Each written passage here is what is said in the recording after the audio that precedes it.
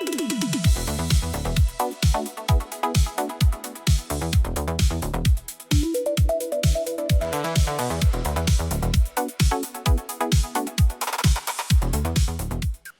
et bienvenue sur Tesla Lambda. Aujourd'hui, petite vidéo. Alors c'est une vidéo que j'avais déjà balancée sur la chaîne, mais c'est il y a quelques mois déjà. Elle n'avait pas été beaucoup vue. Et j'avais aussi tourné un autre truc dans cette vidéo, c'était un essai de voiture. Donc là j'ai plutôt faire deux vidéos à part, comme ça, pour pas condenser tout dans la même. Donc on parle évidemment, et puis bon, c'était intéressant d'en reparler, je trouve actuellement. Pourquoi? Parce que le FSD a été approuvé dans plusieurs pays, pas le nôtre. Ça commence à faire long.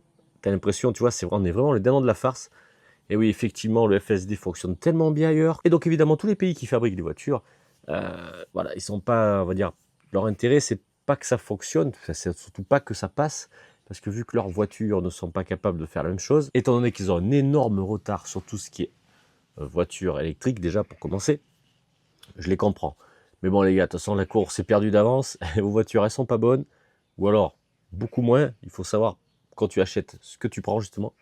Et donc laissez faire, Tesla, ils savent faire, vous l'avez vu, c'est parti dernièrement en Belgique, le FSD supervisé est autorisé, donc c'est quand même plutôt cool. Par contre, j'ai vu une vidéo de, je sais plus quel youtubeur qui disait que apparemment l'autopilote, il fallait maintenant retoucher le volant avec la nouvelle mise à jour. Alors, si c'est vrai, l'autopilote commence à être de moins en moins bien, forcément peut-être pour forcer les gens à partir sur le FSD à 99 € par mois, évidemment. Alors, je suppose qu'avec le AP, donc ce qu'on a actuellement chez nous à 99 € par mois, peut-être que ça fonctionnera.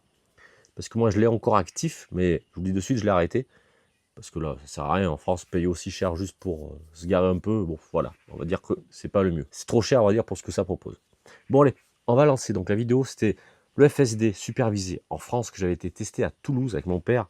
On a été, je vous dis direct, bluffé. Et ceux qui suivent, ceux qui regardent Tesla, vous le savez. Franchement, c'est impressionnant. Allez, je vous lance la vidéo. C'est parti. Donc là, on était parti sur Toulouse, la voiture, alors bien entendu je filme. Et donc là on arrive, voilà, on va aller à gauche, il y a le clignotant qui s'y met tout seul, la voiture voit quand même super loin, c'est ce qui m'avait assez bluffé. Et là tu dis, putain, au début t'as un peu la trouille, l'appréhension, et puis au final alors la voiture se démerde toute seule. Voilà, la voiture s'en sort vraiment très bien, de temps en temps il faut rapprocher les mains du volant parce que elle le demande. Et donc là voilà, elle est partie, elle accélère, aux limitations de vitesse, tranquille. Et là, on arrive, alors, petite bourgade, tu vois, on va arriver sur une priorité à droite, il me semble, oui. Alors, tu peux avoir des dodanes, la voiture ralentit toute seule. Ça, c'est normal parce que, forcément, tous les kilomètres qui ont été effectués par Tesla, les Tesla, elles s'en souviennent, elles les enregistrent. Et donc, ça permet, quoi, là, elles se disent, s'il freine ici, c'est qu'il y a une raison. Donc là, tu vois, mais le clignotant, on arrive sur une priorité à droite, elle ralentit, il y a une voiture. Et bien, qu'est-ce qu'elle fait? Elle s'arrête, elle laisse passer la bagnole. Tu vois, il y en a deux. Franchement. Et au tas des personnes normales qui conduisent, qui seraient passées à rien à foutre. Et donc là, on doit partir sur la droite. Donc tu lances le GPS, en final, la voiture se démerde toute seule. Petit tips, petit truc en plus, c'est que si tu enlèves le GPS, la voiture continue à rouler toute seule. Elle ne va pas se bloquer. On l'avait effectué d'ailleurs pour changer de destination. Là, nous sommes sur les 2x2 voies. Juste avant, je n'avais pas filmé, elle a doublé une voiture parce qu'elle roulait trop doucement. Et là, on s'est dit, on va faire un demi-tour, on a une sortie. La voiture va sortir, clignotant, va ralentir, va prendre un rond-point et va se remettre sur l'autoroute. Donc tu vas voir un peu, c'est quand même vraiment bluffant. Ça marche super bien. Et pour te dire que dans la bagnole, tu as vraiment l'impression que c'est quelqu'un qui conduit, à tel point que tu discutes, tu l'oublies carrément que c'est la voiture. Parce que c'est tellement naturel et tellement encore plus agréable et plus doux. Point de vue, quand ça tourne, le volant, le freinage, l'accélération, c'est vraiment impressionnant, je trouve. Moi, j'étais resté sur le cul, mon père aussi. Et donc là, on voit bien, voilà, elle tourne parfaitement, elle prend la sortie, les clignotants, et après elle va se mettre à accélérer toute seule pour l'insertion sur autoroute sans aucun problème. Et limite mieux que certaines personnes âgées qui avancent pas. Ça, c'est vrai.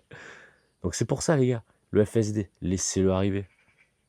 Après, il y en a beaucoup qui disent à quoi ça sert si t'es pas capable de conduire ta voiture, mais il y a des fois tu es un peu fatigué, des fois tu peux avoir des douleurs, les personnes âgées, c'est quand même beaucoup plus rassurant d'avoir la voiture qui conduit, même si tu restes maître du véhicule et des responsabilités, évidemment. Donc là, voilà, tranquille, ça accélère, clignotant, hop, elle va s'engager sur l'autoroute, enfin sur la 2x2 voies. Et voilà, franchement, génial.